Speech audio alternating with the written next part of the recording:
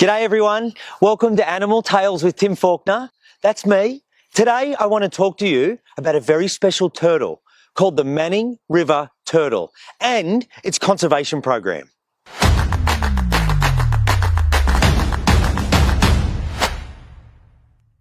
Manning River turtles are only found in one river system.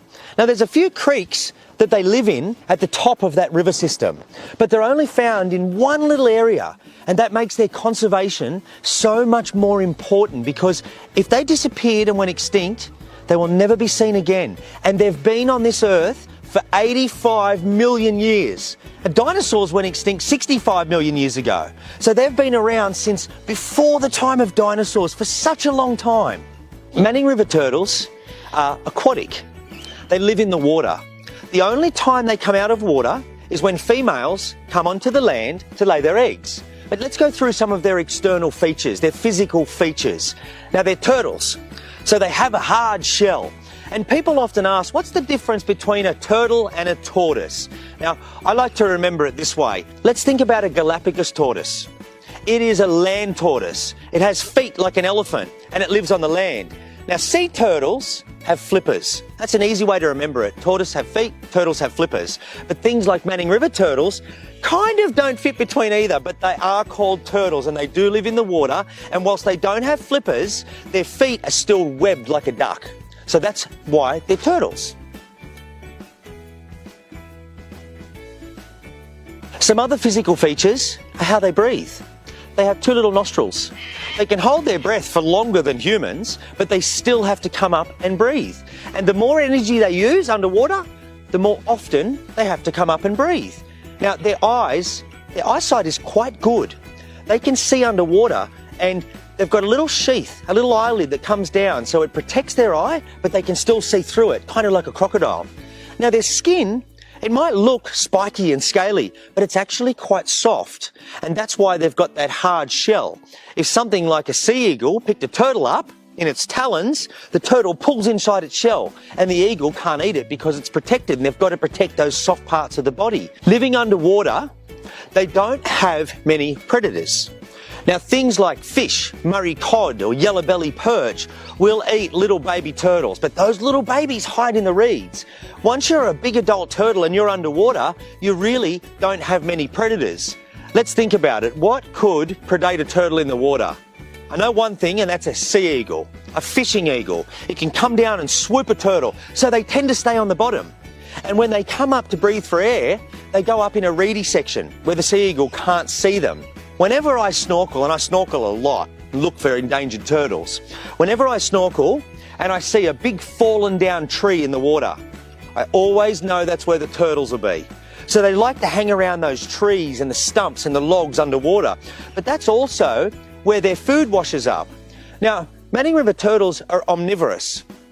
That means they eat meat and plant matter, but mostly they're garbage cleaners of the system. Now that might sound gross, but it's not.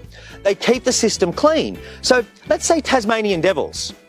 They're not really good predators. They're scavengers. So what they do is they use their nose and they smell for carrion, which is an animal that's already died. And the devil cleans that up. Now that animal could have been diseased and the devil gets rid of that disease. Turtles do the same underwater. So whether it's a dead fish, they'll clean that up out of the system and it improves the water quality. Also, they like lots of things like figs and fruits that fall into the water, but they are omnivorous.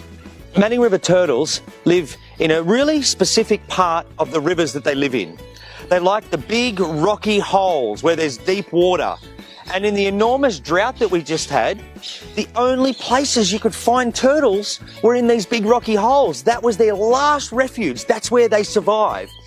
The rivers are quite fast flowing. They're eastern rivers that flow off the mountain range, off the Great Dividing Range. And so they like nice, clean, fast flowing water. Now I want to talk to you about the Manning River Turtle Conservation Project.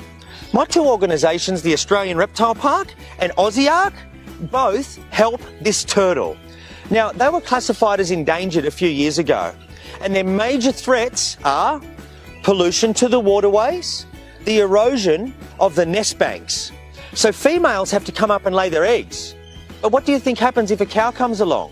It squashes the eggs, it crushes them. Next is the feral fox.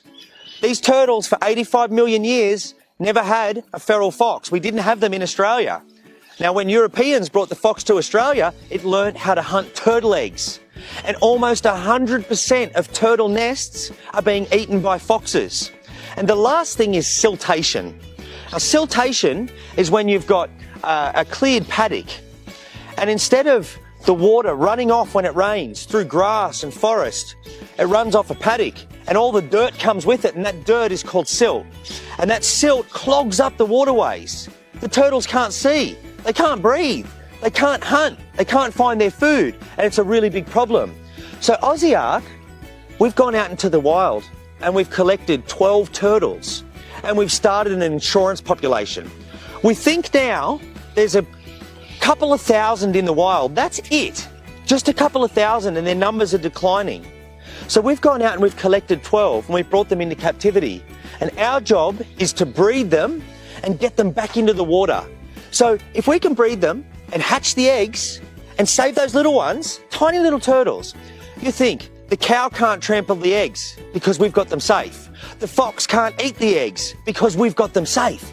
And if we can get them back in the water, we can really improve the species numbers and play a significant role towards turtle conservation. Homework for today. There are a number of species of freshwater turtle in Australia. I want you to tell me how many species of freshwater turtles there are.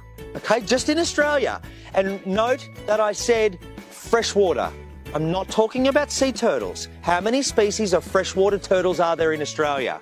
And the next thing I want you to do, I want you to find the turtle that lives closest to you. I don't even care if you're in Australia, anywhere in the world.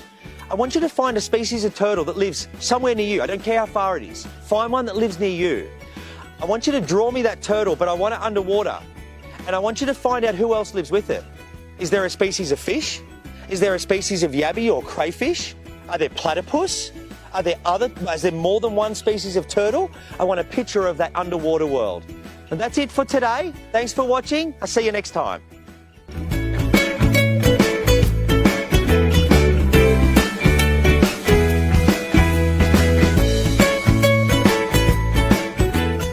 Thanks for watching, everyone. The keepers and I are looking after all of our animals and our families, but we all have a bit of extra time at the moment, like you probably do too. So this is a great distraction for us, and hopefully you. If you like what you've seen or want to show me your homework, just put it into the comments. But this is what I do, connecting people with nature, and that can't stop. I'll see you next time.